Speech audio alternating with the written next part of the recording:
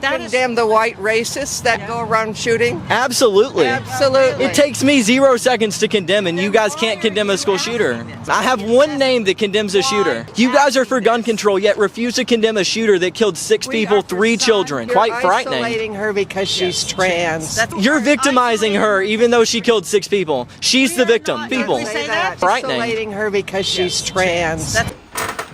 The anti-Constitution crowd is not gonna like this at all.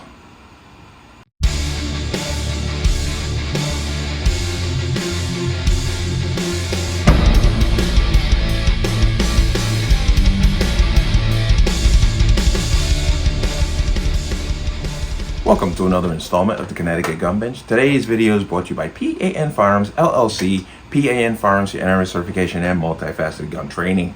You can reach us at 203-300-6343 or use our website at www.panfirearmsllc.com. As always, there'll be a link in the description box below. And if you like my channel, like my content and what I do here, you can support me with the link in the description box. Everything's appreciated. Let's talk about this. Now, for years, you have heard the anti-gun crowd spew the same talking point, that is because of gun laws. The lack of gun laws is the reason why we have such a prevalent problem of so-called gun violence. They spew this. They say states with less gun control have more gun violence, and you've heard it over and over and over again. Well, researchers from the University of Colorado are about to put a big hole in that. They have compiled data from the Gun Violence Archive and have come up with results that are going to once again put a hole in the theory that less gun control leads to more gun violence. Obviously, you can see where I'm going with this. They have literally put out this paper stating that places with the most gun control have the most gun violence. But let's jump in. This is Ammo Land. I want to thank them for getting this out. But mass shootings have no correlation to gun laws, says report. Washington, D.C., a jurisdiction with some of the most strictest gun control laws in the country, leads the nation with the highest rate of mass shootings per capita, according to a report in the Daily Mail, citing new research released this week by medical researchers in Colorado. Here's how the Daily Mail headlined this story. America's mass shooting hotspots reveal. First of its kind study breaks down thousands of massacres by state, and there's no correlation between gun control laws. The study is published in JAMA Network Open and it relies on data from the Gun Violence Archive, a database often criticized by the firearms community. The work was done by researchers at the University of Colorado, and they list all the people here and their different levels of degrees and accolades, and well, but it's very interesting. They got the Injury and Violence Prevention Center, Colorado School of Public Health, Department of Emergency Medicine, University of Colorado School of Medicine, University of Colorado Anschutz Medical Campus. Yeah, so they can't say that these people aren't qualified. The report may cool some jets in the gun control community, which has maintained that the states with the most guns and lax laws have the highest number of shootings. But here's what the report says. The rate of mass shootings per 1 million people was highest in the District of Columbia, 10.4 shootings, followed by much lower rates in Louisiana, 4.2 mass shootings, and Illinois, 3.6 mass shootings. The state with the next two highest rates, and then they give you a table here. I'm going to bring that up to here. Translation: gun laws do not appear to have an impact since the District of Columbia and state of Illinois have restrictive laws, while Louisiana is far less restrictive. You know what's interesting about Illinois? And if Illinois could remove Chicago from its gun death list, if they could just take that city out, they would be one of the lowest in the state. That's really shocking that one city controls the narrative when it comes to violence for the entire state.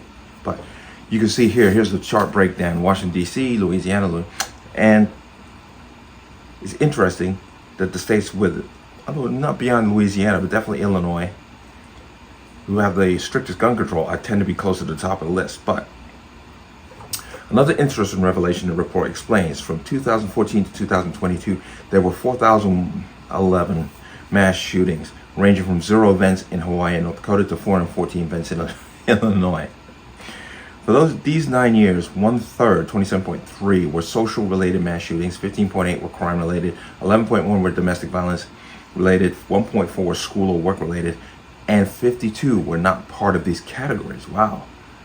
There was a median of 45 mass shootings per state for all states, and the District of Columbia mean 78.6. A total of 21,006 people were killed or injured. More data, which may be more problematic for proponents of stricter gun control laws, shows that Illinois had the most mass shootings, 414. California came in second with 367, while Texas reportedly had 270 such incidents. Gun law differences between the 3 states are dramatic, and it always comes down to, with these 3 states, and it's interesting, Illinois, California, Texas. Illinois, Chicago, California, going to be Sacramento, and there's a couple of the big cities there that have, Los Angeles have a huge gun problem, and Texas, you got Houston, and I believe Houston, and there's another city. But it's always Democrat, liberal run inner cities within these states that literally carry the water for gun violence. It's fascinating how that works.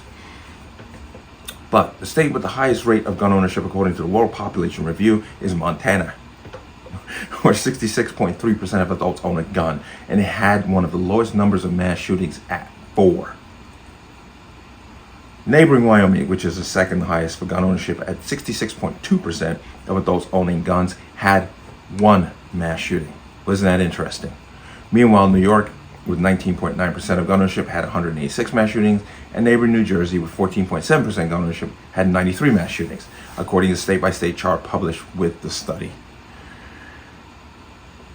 And to demonstrate further how gun laws do not correlate with mass shootings, Hawaii had, with 14.9% gun ownership, and North Dakota, with 55.1% gun ownership, had 0 mass shootings, with only 2 states on the chart with 0 incidents during the study period. So they're saying gun control laws do not prevent or exacerbate or facilitate mass shootings. There it is. But the Daily Mail reports quotes PhD student Bernard, who stated, "We wanted to help explain why, where, and how often to give people an understanding of this issue.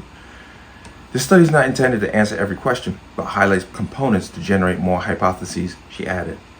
Bernard acknowledged that the definition of mass shooting varies depending on the source. Yeah, definitely. FBI's definition and Everytown for Gun Safety's definition are 2 completely different animals. That's how come they come up with this huge number of mass shootings. And while we consider mass shootings as 4 or more persons shot or killed, Bernard said, some data sources only count deaths. That's what the FBI used to be, 4 people who are killed. Everytown jumped in and changed it to 4 people killed or injured. So, she acknowledged that this discrepancy could make research difficult for epidemiologists. The report could make things just as difficult for gun prohibition lobby, which has argued frequently that states with so-called lax gun laws are more deadly than states with more restrictive laws. This new research tends to refute that claim. This come out. I'm glad that somebody is finally starting to expose this, because they've been saying that crap for years. They say the states with more guns have a bigger problem with gun violence. And there's Montana with 66.1% of the people owning a gun and had 4 so-called mass shootings. Wyoming, 55 or 60% gun ownership, and they had 0 mass shootings. So gun control laws don't work. But you're arguing to a wall, unfortunately, when it comes to these people. They're going to dismiss it. Give them time. They're going to start twisting this report and flipping it, and Biden won't talk about it. Even if somebody brings it up to him, he's going to just dismiss it as nonsense, because that's what they do. They're propagandists. Democrats are really good at the political game. You got to give them credit for that. They are really good at playing the political game. They will never admit wrong, even when the evidence is in their face that they're wrong. They won't admit it, because that's their strength. You hardly ever see anybody in their party break off to go against their party. They stayed 100%. Even the craziest, most radical, most extreme things that they come up with, they all unify around it, no matter how crazy it sounds. And that's pretty much what they're going to do with this. This report's going to be dismissed. They're going to say it's nonsense. even though these people are using the same factual data that everyone else is using. But I said it once, I said it before, and I'll say it again. Gun control does not work. Until you start addressing the cultural problems in these inner cities, you're never going to fix this problem of violence in general. But you can't be logical like that. But let me know what you think. As always, you can leave your comments in the comment section below. And as always, any statements of violence or statements that lead to violence will be removed. Please like, share, comment, subscribe. Don't forget to hit that notification bell so you're notified the next time a video goes live. I will see you on the next one. Peace.